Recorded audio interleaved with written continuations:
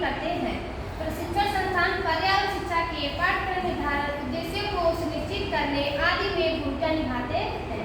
आज शिक्षा प्रशिक्षण कार्यक्रम के अंतर्गत आयोजित भाषण प्रतियोगिता में मैं आप लोगों के समक्ष पर्यावरण जागरूकता में जन संचार साधनों की भूमिका के विषय में चर्चा करूंगी। अगर इसमें कोई त्रुटि हो तो क्षमा करें। तो सबसे पहले हम जानेंगे जनसंचार होता क्या है। जन का अर्थ है जनसंचार के साधन। आज जनसंचार के माध्यम से जाने जाते हैं। जनसंचार के मुख्य साधन निम्नलिखित हैं: समाचार पत्र पत्रिकाएं, रेडियो पर आगाह। जनसंचार तकनीकी ने विभिन्न भाषाओं में रेडियो और दूरदर्शन के द्वारा शैक्षिक कार्यक्रमों का प्रसारण करके मानव जाति को उद्बुद्ध as well as inspiring action toward sustainable development. Here are some of the ways in which educational institutions can and conservation. Curriculum development. Educational institutions can integrate environmental education into their curriculum. Form. आप लोगों के बीच में हम जो ये community work की series में different activities इस प्लेटफॉर्म के थ्रू ऑर्गेनाइज कॉलेज कर रहा है, कहीं ना कहीं आपके टॉपिक को साथ कंप्लीट करने के लिए और आपके टॉपिक को एक टॉपिक दिया था कि role of the teacher training institutes to just create awareness, to just prepare the teacher trainings to work in the society. ये हमारा पहला और प्रायोरिटी मोस्ट टॉपिक था। शिक्षण प्रशिक्षण संस्थान की पर्यावरण जागरूकता की जब हम बात करते हैं, इसके लिए तो एक बोलिए कि समुद्र के एक बूंद की तरह है कि क्या क्या भूमिकाएं शिक्षण प्रशिक्षण संस्थान निभाता है आपकी ट्रेनिंग के दौरान।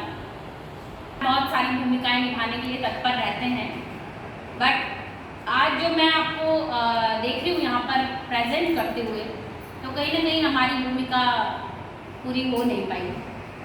कहने का मतलब कि मेरा बच्चा 2 साल की अपनी ट्रेनिंग कंप्लीट करने के कगार पर खड़ा है और 5 मिनट बिना देखे नहीं बोल पा रहा है।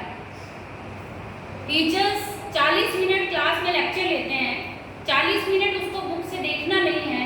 तो मुझे लगता है किसी भी टॉपिक पे एक्सटेम्पो भी अगर आपको बोलना है तो इतना ट्रेनिंग हो जानी चाहिए कि बच्चा 5 मिनट यहाँ पेपर रीडिंग ना करके खुद से अपने विचारों को रख सके जर्नलाइज फॉर्म में।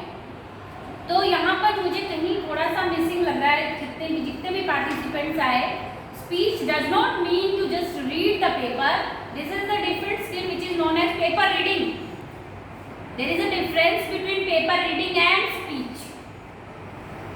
You must be capable enough to just express your views, your ideas at least for 2 to 3 minutes without paper reading. शिक्षण प्रशिक्षण संस्थान और तरह से आपको प्रशिक्षण देने के लिए एकदम तैयार है, बशर्ते आप तैयार हो।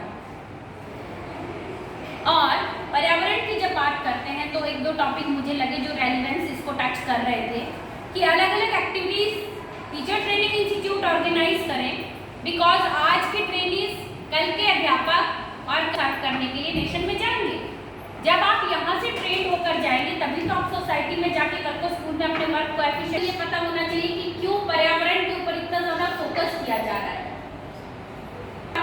उसका temperature day by day every year increase हो रहा है। क्लाइमेटिक वेरिएशंस आ रही हैं, मौसम बदल रहे हैं।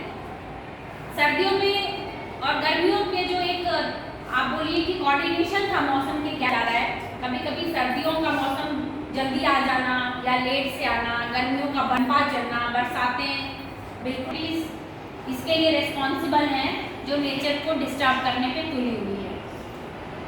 तो ट्रेनिंग्स को इतना कैपेबल किया जाए कि वो पर्यावरण की इंपॉर्टेंस पहले खुद समझे, तब तो वो बच्चों को जाके आगे समझाएं।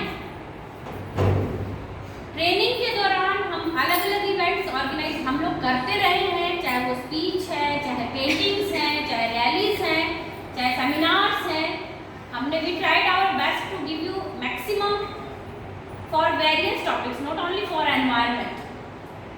और हमारे टीचर्स ने हमने पूरी कोशिश की कि आप में हर तरह की स्किल्स को डेवलप किया जाए। अपने बर्थडे पे जो क्रिश्चियनिटी है वो हम लोग एक्सेप्ट करते जा रहे हैं कि केक काटिए, जन्मदिन मुबारक हो गया जी, हो गया, सेलिब्रेशन भी हो गई। बट ये भी अब ट्रेंड है, वी शुड ऑफ। बट अगर आप